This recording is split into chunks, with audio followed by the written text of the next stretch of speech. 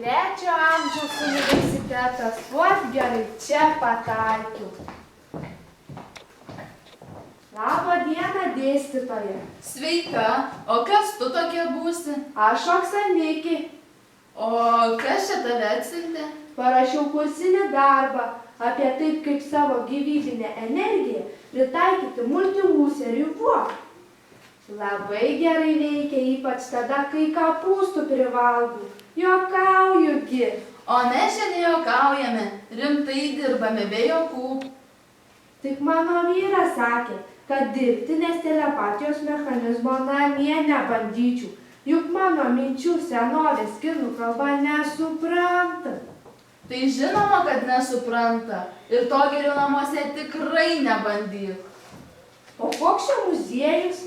Kokie seni kompiuteriai? Atsimenu vaikystėj pelė varinėdavom. Koks spausdintuvas? O kokia mano jaunystės daina skamba? Nesupratau. Čia ne muziejus? Kaip tai ne muziejus? Juk prieš 50 metų lygiai tokios pat dėžės buvo. Maždaug 2012 metais. Tai dabar ir yra 2012 metai. Na va, pasirodo, projektinis darbas su Jonu pavyko. Laiko mašina veikia.